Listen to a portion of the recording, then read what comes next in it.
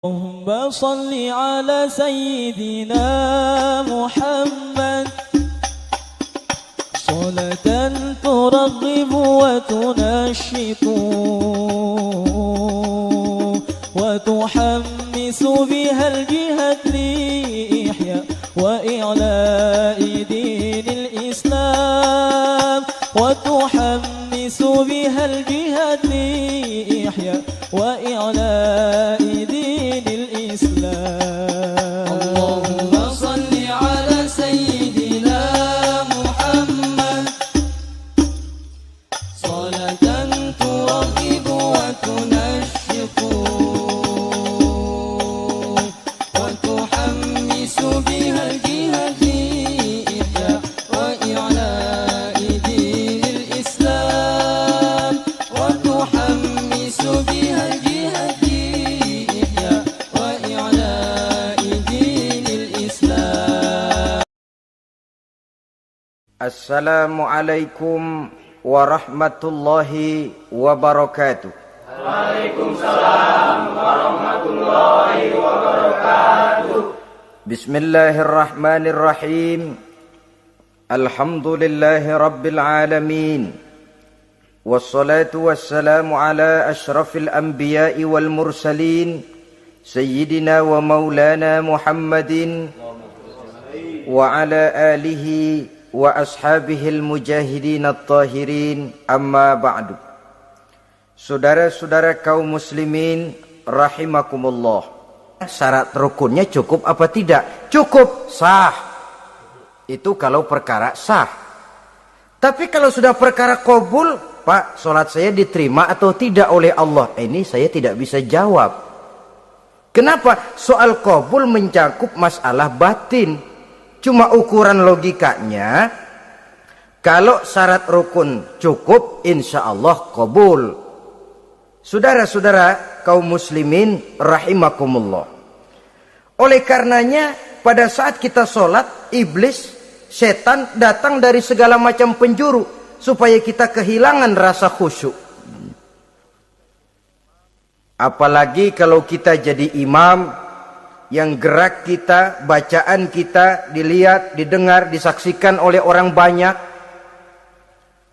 Digodanya gerakan kita, dibolak-baliknya hati kita, supaya di dalam sholat itu banyak yang kita ingat, hal-hal yang tidak ada hubungannya dengan sholat.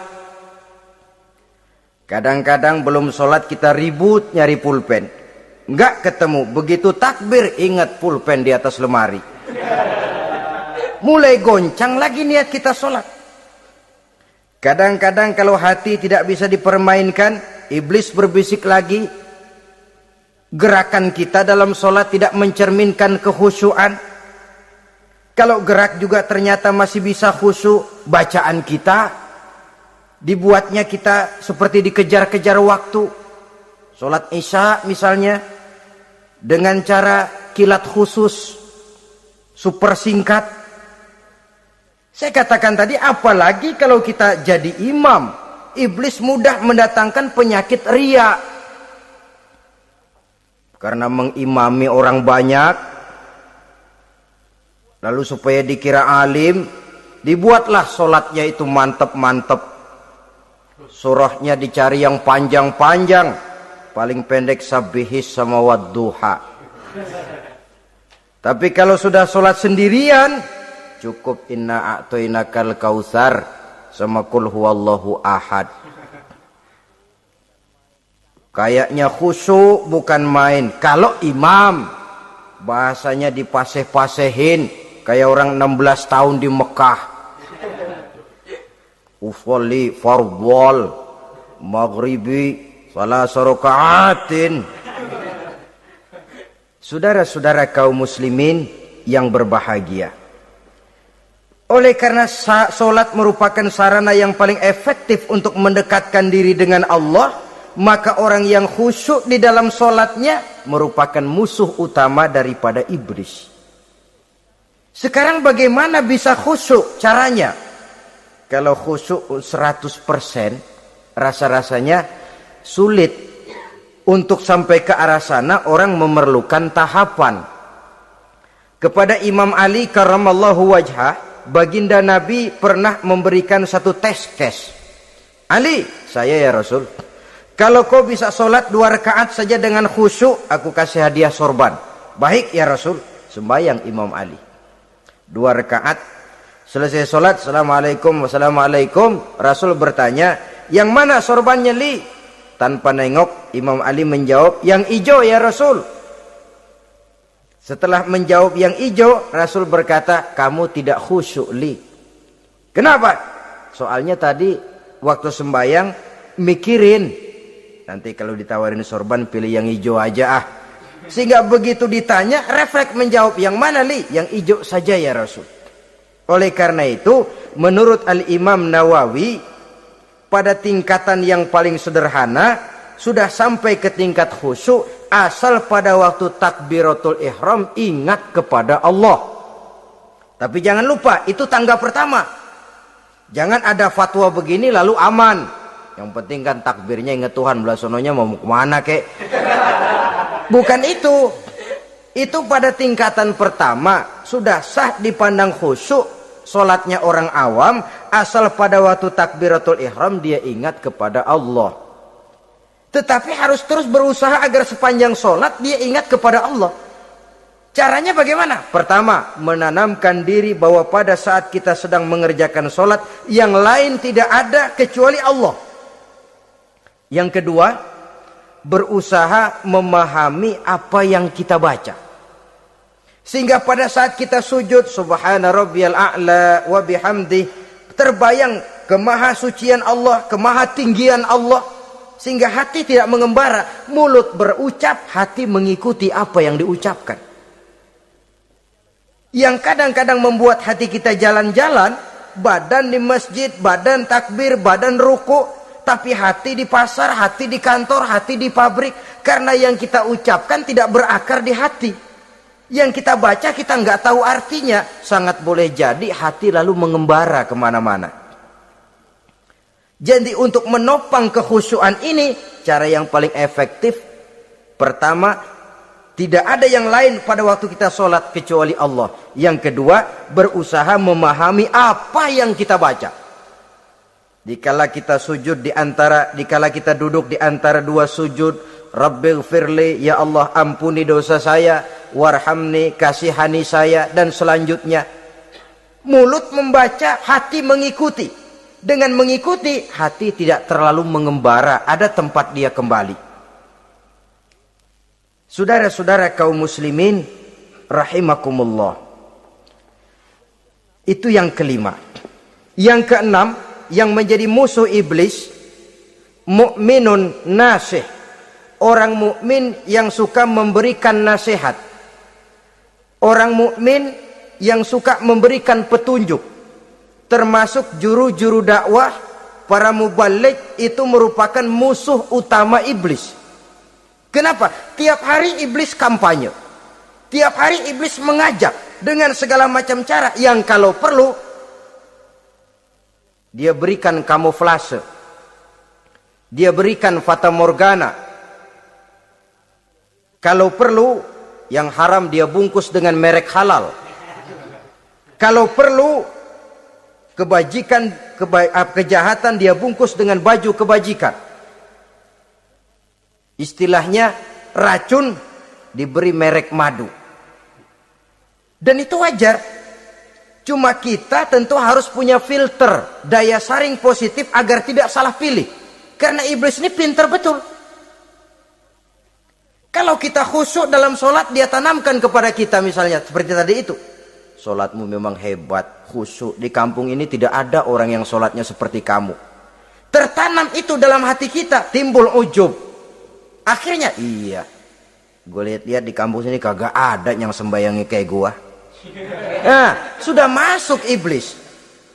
Jadi dia pandai mengikuti gerak hati dan irama denyut jantung manusia ini. Kemana kecenderungan manusia, ke situ dia masuk. Pendeknya iblis itu ibarat tukang joget, dia ngerti bener irama kendang. Saudara-saudara kaum muslimin rahimakumullah.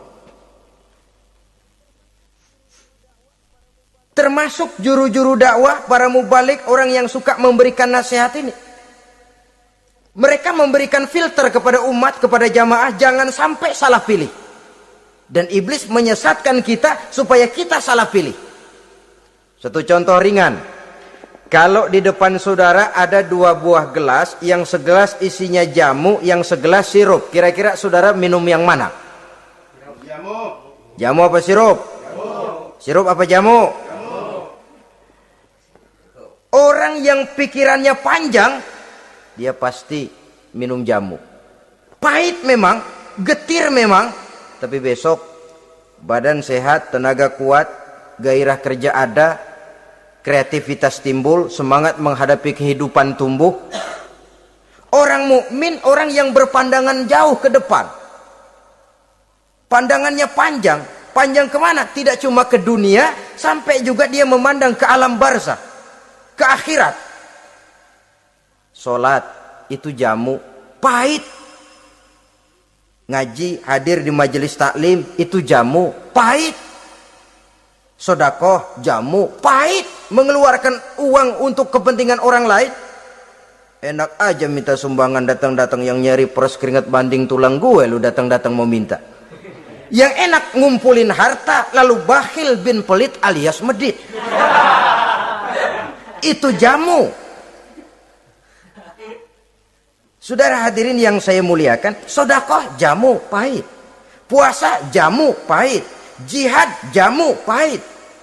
Tapi nanti begitu kita meninggalkan dunia, masuk ke alam barzah, apalagi pindah ke akhirat, baru terasa, aduh nikmatnya dulu kemarin itu minum jamu, sekarang badan sehat, tenaga kuat, kerja semangat.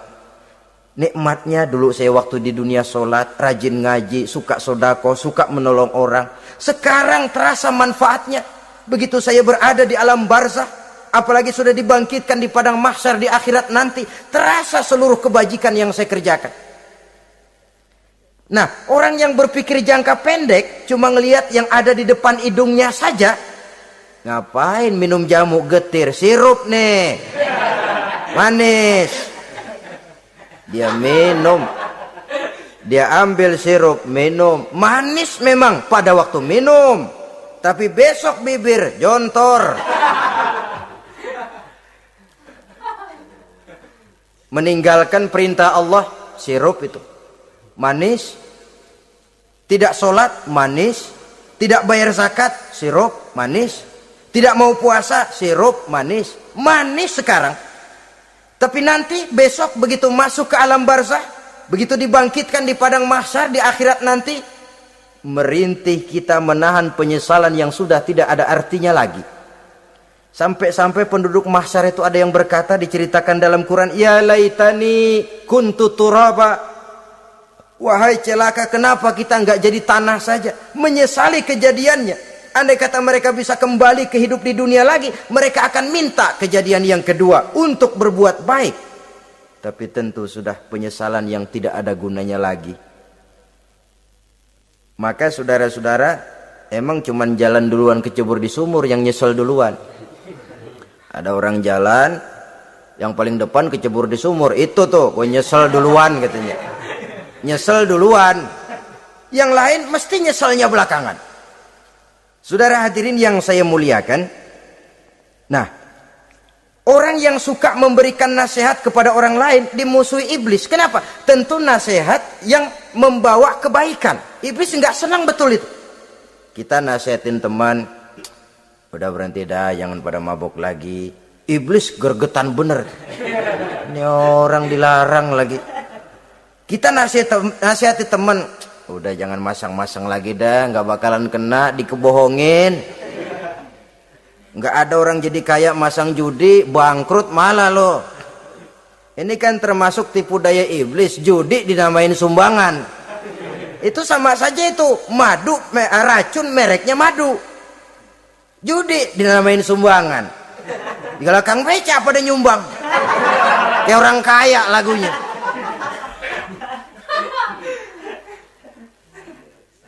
Saudara-saudara kaum muslimin rahimakumullah, adalah kewajiban kita memang untuk tawasau bil haq, saling nasihat menasihati. Setiap kita juru dakwah, Setiap kita wajib menyampaikan apa yang sudah kita tahu kepada orang yang belum atau kurang tahu. Saudara yang bisa bismillah wajib mendakwahkan bismillah itu kepada orang yang belum tahu bismillah. Saudara bisa Fatihah harus menyampaikan itu kepada orang yang belum bisa Fatihah. Persetan dengan orang lain. Apalagi yang cuma kerjanya ngeritik saja, lu baru bisa Fatihah doang udah ngajar. Biar aja yang diajarin gak bisa Fatihah kok. Apa masalahnya pemerataan di bidang keilmuan? Sebab memang biasa penonton itu selalu lebih pandai menilai, kayaknya lebih pintar dari yang main. Sama saja orang nonton bola ngomel melulu, padahal dia sendiri belum tentu bisa main. Dengerin orang pidato pun begitu, monten bisa. Wah, kalau dia yang pidato 1 jam kayak semenit. Tapi kalau si Ano tuh kita udah pegel belum juga mau berhenti. Monten bisa, coba dia suruh pidato udah 1/4 jam masih ama ba'du. Apa mau dibilang ama ba'du?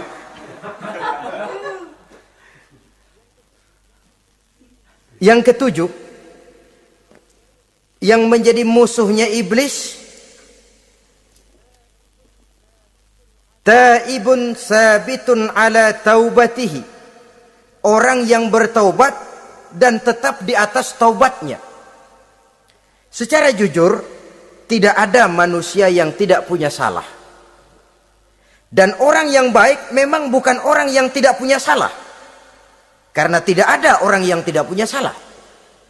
Orang yang baik adalah orang yang apabila melakukan kesalahan dia segera sadar, dijadikannya itu sebagai pelajaran untuk tidak diulanginya lagi pada masa yang akan datang. Biasanya kita menghakimi orang pintar, kita nggak merasa bahwa kita juga punya kesalahan. Kalau kita ngelihat maling ayam kita teriak, padahal kita nyolong kambing. Lebih besar dari si maling ayam, merasa diri lebih benar dari yang lain, padahal kita lebih kotor dan lebih jelek. Hilang sifat introspeksinya. Yang kita musuhi, yang kita caci maki, tahu-tahu kita sendiri yang melakukannya. Saudara-saudara kaum muslimin, orang yang bertaubat dan tetap dalam taubatnya stabil, itu musuh iblis. Apa ada orang yang taubatnya nggak tetap? Ada, yang istilah kita taubat sambal namanya. Kalau dia makan sambal kepedesan, taubat makan sambal. Besok mau makan kagak ada sambal, ngomel. Mana sambal? Kemarin udah taubat, sekarang mana sambal? Ini taubat yang namanya taubat sambal. Istighfar, habis istighfar nyolong lagi, istighfar lagi, besok nyolong lagi, istighfar lagi. Itu taubat yang tidak tetap namanya. Allah Maha Pengasih dan Penyayang dengan segala kebesarannya. Ia akan memaafkan segala perbuatan yang bersifat salah dari hamba-hambanya. Cuma manusia kadang-kadang yang tidak mau memaafkan dirinya sendiri. Amat dungu manusia macam ini, membiarkan dirinya hanyut berlarut dalam lembah dosa, sementara dia diberikan umur tidak digunakannya untuk bertaubat. Innallaha yaqbalu taubatal abdi ma lam yugharghir. Allah senantiasa akan menerima taubat seorang hamba sepanjang nafasnya belum sampai di tenggorokan. Kalau nafas sudah sampai di tenggorokan baru berniat taubat, kasib terlambat. Kayak Fir'aun. Fir'aun itu begitu ditenggelamkan di lautan merah, udah cengap-cengap mau mampus, baru ngomong dalam sekaratnya, amantu bi Rabbi Musa wa Harun. Kalau begini mah saya juga percaya sama Tuhannya Musa. Udah sekarat baru mau taubat, malaikat maut gemes banget dilelepin, mati.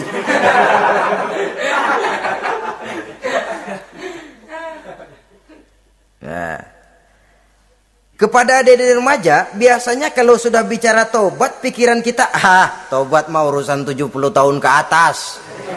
Kita masih lama ini. Sebenarnya tidak. Masalah taubat adalah masalah salah dan dosa. Masalah salah dan dosa adalah masalah manusia. Sejak dia akil balik sampai ajal datang merenggut nyawa. Hidup ini tidak selalu berjalan mulus. Hidup ini tidak selalu berjalan di atas kertas putih. Kadang kita tersilap, kadang kita tersalah, kadang situasi dan kondisi menyebabkan kita berbuat lain dari yang seharusnya. Itu kehidupan, silih berganti. Oleh karenanya pesan Nabi, wa atbi'i sayyi'atal hasanah, perbuatan salah ikuti dengan kebajikan, dosa iringi dengan taubat. Jangan nunggu, saya untuk taubat takut nanti bikin lagi. Nah, ini namanya punya harapan mau bikin lagi. Nanti aja dah kalau tua-tuaan. Saudara, kalau dosa itu ditumpuk, itu sama saja kotoran yang menodai hati. Kalau kotoran gak rajin kita bersihin, dia akan berkarat. Dan kalau sudah berkarat, sudah sulit untuk dibersihkan. Itu makna ungkapan Imamul Ghazali, hati manusia sebening kaca. Lapisan dosa yang dia kerjakan adalah debu yang menutupi jernihnya kaca. Orang yang bersih dari dosa, dekat dengan Allah, hatinya jernih seperti kaca. Dari hati yang jernih, radarnya kontak kepada Allah. Sinyalnya nyambung channelnya itu. Getarannya hebat. Wajar kalau lalu dia bisa tahu apa yang besok akan terjadi. Diberitahu oleh Allah. Yang namanya ilmu laduni itu. Ilmu yang ditransfer langsung oleh Allah. Karena kebersihan hatinya. Mana ada orang gak belajar bisa pinter. Iya, kalau hatinya butek emang gak ada. Tapi kalau Allah mau berberangkat dari hati yang bersih, yang kontaknya nyambung kepada Allah, hati itu seperti kaca, kata Imam Ghazali. Dosa yang kita lakukan adalah debu. Kalau debu sedikit datang kita lap, datang lagi kita bersihin, datang lagi kita bersihin, insya Allah nggak sampai jadi noda di atas kaca itu. Tapi kalau nunggu debu itu sampai bertumpuk, besok aja ngelapnya dah, besok aja ngebersihinnya, bertumpuk dia, sulit membersihkannya. Walaupun kena, nodanya tentu tertinggal di atas kaca itu. Karena itu dalam kehidupan remaja misalnya, pemuda misalnya, kita tidak bisa menolak mode, tidak bisa menolak musim. Modenya disco, modenya breakdance, modenya joget, modenya jaipongan. Mode pada waktunya habis, ya habis. Tapi bagaimanapun dia akan punya dampak, memberikan bekas dalam membentuk kepribadian. Dan ini efek yang tidak kita inginkan. Efeknya, bukan modenya itu. Jadi oleh karenanya saudara-saudara, masalah taubat bukan masalah 70 tahun ke atas. Tapi masalah manusia sejak dia akil balik sampai ajal datang merenggut nyawa. Sepanjang nafas belum sampai di kerongkongan, Allah akan menerima taubat seorang hamba. Bahkan dalam hadis qudsi Allah menyatakan, "Lau amiltumul khotoya hatta mala'atis sama thumma nadimtum fataballahu alaikum." Kalaupun kamu berbuat dosa sampai penuh langit dengan dosamu, kemudian kamu bertaubat dan menyesal, Allah pasti akan menerima taubatmu. Jadi orang yang taubat dengan sebenarnya dan tetap dalam taubatnya itu musuh iblis. Tapi orang yang taubatnya angin-anginan, iblis demen banget. Hari sembahyang, besok mabok, besoknya lagi nyolong, besoknya lagi zina, besok taubat lagi. Kata iblis, surak, iya lu gocet dah Tuhan.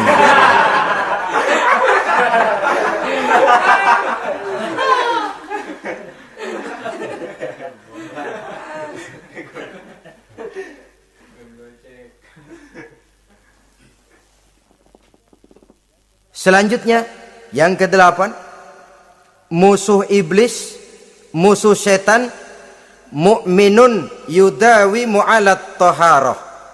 Orang mukmin yang membiasakan diri selalu dalam keadaan bersuci. Baik dari hadas kecil, lebih-lebih dari hadas besar. Wudu utamanya memang untuk sholat. Tapi membiasakan wudu dalam kehidupan sangat baik sekali. Mau ke kantor wudu dulu, mau ke pasar wudu dulu, mau ngajar wudu dulu. Apa sebabnya? Karena dalam keadaan suci, orang ada sikap memelihara kesuciannya. Kalau kita naik PPD pagi-pagi gelantungan, kalau punya wudhu, hati-hati kesenggol perempuan juga sayang sama wudhu. Tapi kalau nggak punya wudhu, jangan kesenggol, kita nyeruduk. Ada semacam sikap apik di dalam kehidupan ini. Karena itu biasakan wudhu. Untuk menjaga kebersihan diri, kebersihan zahir, kebersihan batin. Belum lagi kemanfaatan di akhirat. Sebab kata Nabi, inna ummati ya'tuna yaumal qiyamah ghurran muhajjalin min asaril wudhu. Umatku di akhirat nanti akan datang menghadap Allah dengan muka berseri-seri, bersinar-sinar dari sebab sering wudhu. Sehingga tidak usah mengaku pun Rasul akan memanggil karena muka yang sering tersentuh air wudhu ini. Mu'minun yudawimu alat toharah. Orang mukmin yang selalu membiasakan diri berada dalam keadaan suci, berwudhu. Kita lihat ajaran wudhu ya. Dari sejak bacaan-bacaannya saja itu sudah membawa manfaat.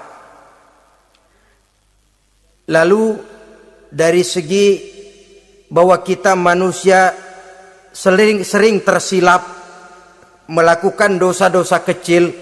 Dosa-dosa kecil itu oleh air wudhu dia rontok. Tangan kita suka colak-colek. Pada saat membasuh dua tangan, Allahumma inni as'alukal yumna wal barakah wa a'udzubika minasyu'mi wal halakah. Dosa yang ada di tangan itu rontok. Mata kita suka pelatat-pelotot, enggak karu-karuan. Pada saat membasuh muka, nawaitu raf'al hadasil asghar. Dosa yang ada di mata rontok. Dari segi pembersihan batin. Belum lagi dari segi pembersihan zahir. Sehari semalam kalau 5 kali saja kita terkena air wudhu, itu sudah menjaga kesehatan dan kebersihan. Saudara-saudara kaum muslimin rahimakumullah. Yang kesembilan, orang yang menjadi musuh iblis yaitu mutawarra'un anil haram. Orang yang memelihara diri dari yang diharamkan oleh Allah. Terpelihara dirinya, terpelihara yang dimakannya, yang diminumnya dari jenis-jenis yang haram, baik sedikit maupun banyak. Jangan cuma teriak haram waktu sedikit, tapi giliran banyak halal. Sama saja orang dikasih tahu, itu ada cerita anak-anak, Pak Haji punya anak main judi, dikasih tahu, Pak, anak bapak main judi, astagfirullah katanya. Tapi menang Pak, alhamdulillah.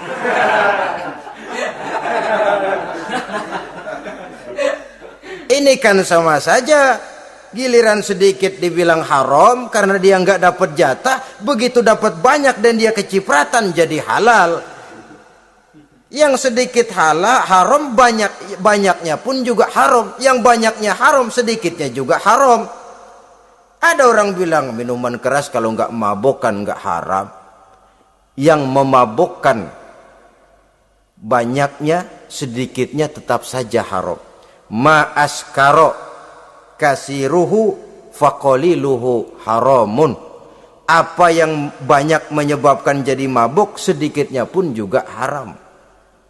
Saudara-saudara kaum muslimin, yang ke-10 yang terakhir, musuh daripada iblis ialah mukminun rahimun, orang mukmin yang berhati pengasih, orang mukmin yang suka menyambung silaturahmi, orang mukmin yang tidak suka bertengkar, orang mukmin yang tidak suka marah-marahan. Kalaupun terpaksa marah, tidak lebih daripada 3 hari. Jadi boleh saja marah kalau alasannya tepat, tapi nggak lebih dari 3 hari. Kalau perlu bikin perjanjian, kita marah ya 3 hari. Itu limit, tidak halal kata Nabi bagi seorang muslim menjauhi saudaranya lebih dari 3 hari. Tidak halal itu artinya haram. Kita ini kadang-kadang kalau sudah marahan sama tetangga kah, sama teman kah, kadang-kadang suka berlaku perpanjangan waktu. Tidak cukup perpanjangan waktu, ditambah lagi perpanjangan generasi.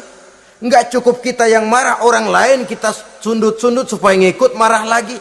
Marah pakai ngundang. Kayak mafia lagunya, udah dia marah, orang lain lagi disuruh marah. Saudara hadirin yang saya muliakan, mukmin yang punya sifat belas kasih, berhati jernih, itu musuh utama dari iblis. Tapi mukmin yang suka marah-marahan, tukang hasut dan tukang bakar, itu teman-teman iblis. Oleh karena itu, mudah-mudahan kita semua menjadi musuh iblis. Dan jangan menjadi musuh iblis. Jangan menjadi teman iblis. Sebab iblis sudah kadang memproklamirkan permusuhan. Sekali dia musuh kita, selamanya dia akan tetap menjadi musuh kita. Berusahalah untuk menjadi musuh iblis, dan jangan sekali-kali toleransi. Jangan berusaha menjadi teman iblis. Inilah yang kita bicarakan pada pertemuan ini. Mudah-mudahan ada manfaatnya. Terima kasih atas segala perhatian. Mohon maaf atas segala